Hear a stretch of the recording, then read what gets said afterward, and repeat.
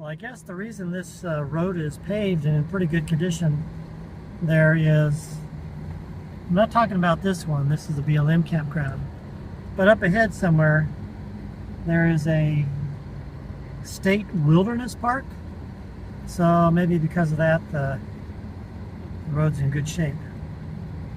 But from what I understand, it should be getting pretty rough pretty soon. And just like that, it gets bumpy and twisty. Look at this.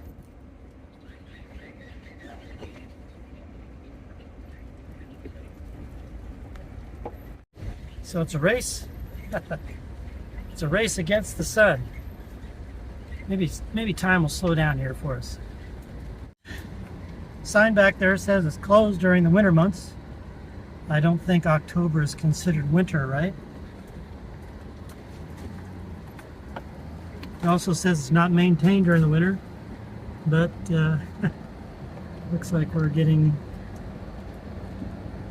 to not regularly maintained, period. This is called Usal Road, U-S-A-L, Usal Road. I think I may have mentioned about a road a ways back, might have been on the last episode or some other time, how I wouldn't want to be on a road like this at night without a moon. Well, tonight it's going to be a night without a moon, and we have an hour and a half, well, hour and 20 minutes to sundown. We got to go 14 miles. Think I can make it? And I even got up early so that I can make it. I guess that hour and a half walk through Hidden Valley didn't help.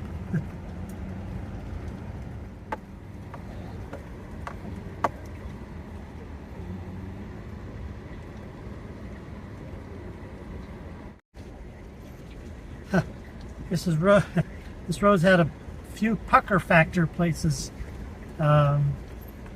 mainly because of off-camber stuff. But can you imagine that this is actually an official county road? County Road 431 from Mendocino County. I mean, the road condition itself is not terrible, except for some places it's got some, it had some ravines in it. But like I said, the pucker factor part of it's been, there's been a few spots that have been really off camber. And I was wondering if I was gonna stay level without tipping over. Though this road is somewhat challenging, there's also something magical about the way the light is starting to stream through the trees. I should say the low angle of the sun, and its light starting to stream through the trees. And some of these trees, by the way, are actually redwoods. Kind of a magical looking little place. And I am finding places where I can pull off if I have to, if I completely run out of light. Which actually, that'll be kind of interesting too. I mean, being in this dense forest with absolutely no moonlight. Now that'll be dark. Really dark. Are you afraid of the dark?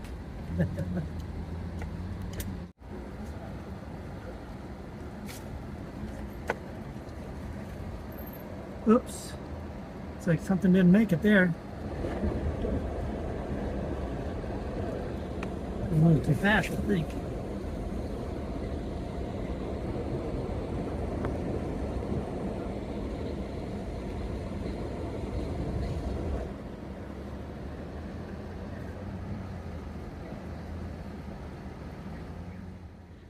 All right, the sun is supposedly over there. The road is here. The sun is there. The road is here. We're running out of sun before we run out of road. Got 3 minutes to sunset and 10 miles to the end of the road. So we better find some place to stop before we run out of light, period.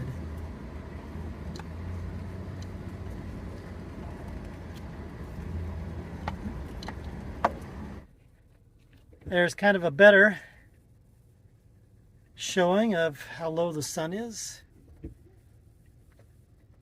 Oh, it's not down yet, and it's 6:46. I gained an extra few minutes. 16.25 miles until the paved road. Okay. I think I'll get up first thing in the morning and get a move on.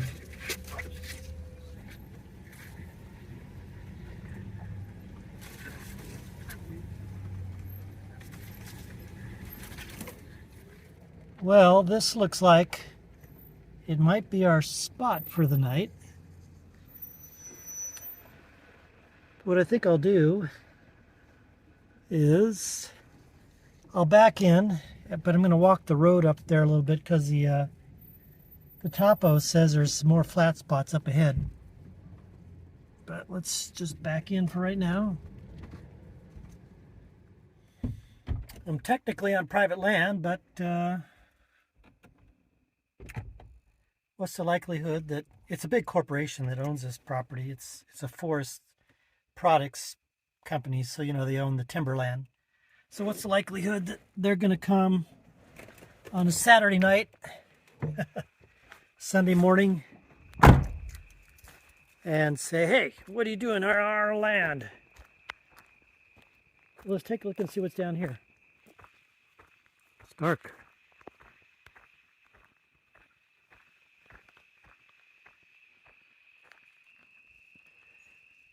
Well, you can't see much, but this was the spot. I'll show you on the topo map.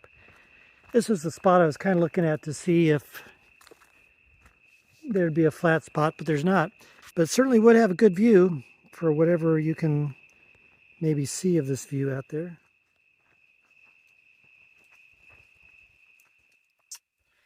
All right, so it's this spot right here. It's kind of an old road junction, but it hasn't been used. There was trees blocking it. I had to pull out. So this will be the spot for tonight, and I guess we'll get up early so we can get to Fort Bragg in the morning, huh? It's always nice, you know, doing these, not knowing where you're going to stay. It's kind of like an adventure, almost like the first settlers, right? But it's nice and quiet out there. All right, nighty night. Well, good morning. Sun's starting to come out. You know what that means? It's our last hour or so of the Lost Coast. And here's what it looks like in the light. A little bit different, huh? And we're tucked in right in there. So let's head a move on. We're going, not this, we came from there, going back south that way. On to the end.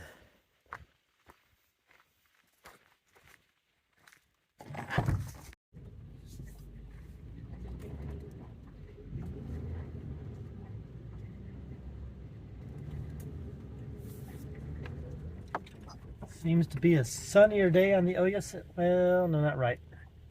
I was going to say, we may have been able to see the ocean, but no, still fogged over.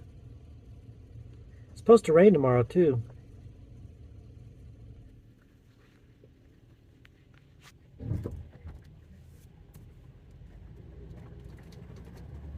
You know what's interesting is this road, the farther south we've gotten,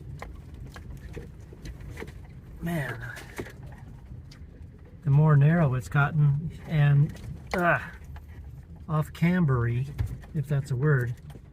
I wonder if that's a I wonder if that's because there's a point where people started up from the south and they decided, nah, this is too much for us. And they turned around, so this part of the road doesn't get used that much. I don't know.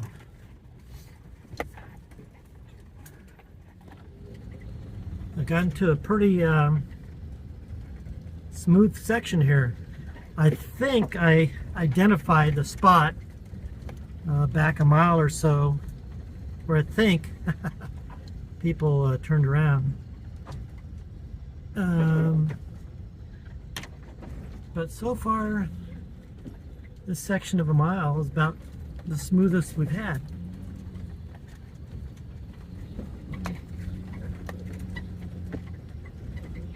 You know, the kind of the funny thing about driving these dirt roads the past couple days is I have, I don't think you can see it back there. No, you can't. I have a bag of tortilla chips hanging up on the hook that comes down from the ceiling back there.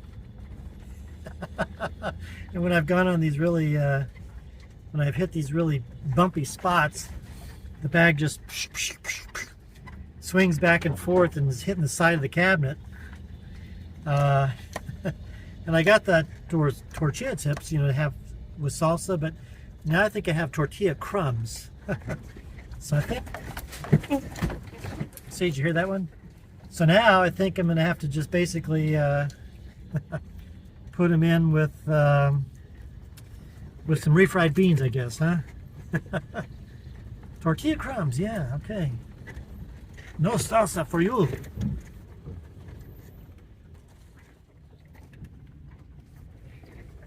Well, made it to the gate that closes on November 1st. I can see why they do. So now it's just going to be, we were up on the ridge there for a long time. Now we're just heading down the backbone of the hill. And there's going to be a turnoff that goes to Usal Beach.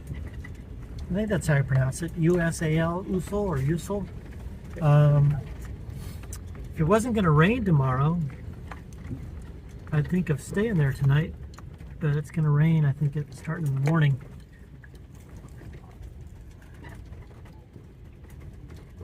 Oh, which way did I go? Something over there. Guess I go straight. Well, let's fly to the beach. Okay.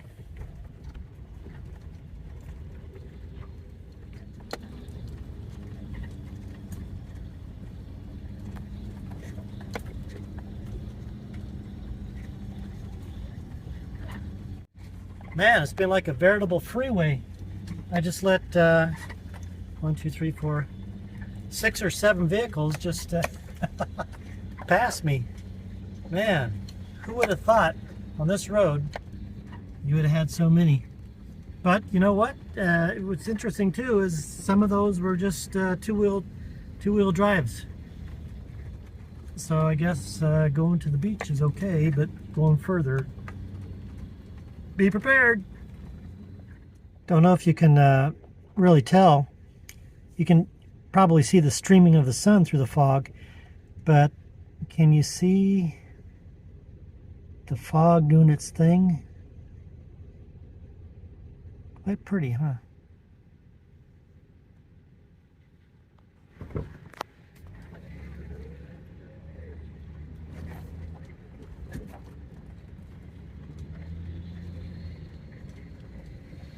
All right, I think you're going to see something up here in a second. That seems like it's been ages and ages ago. It's a paved road. All right.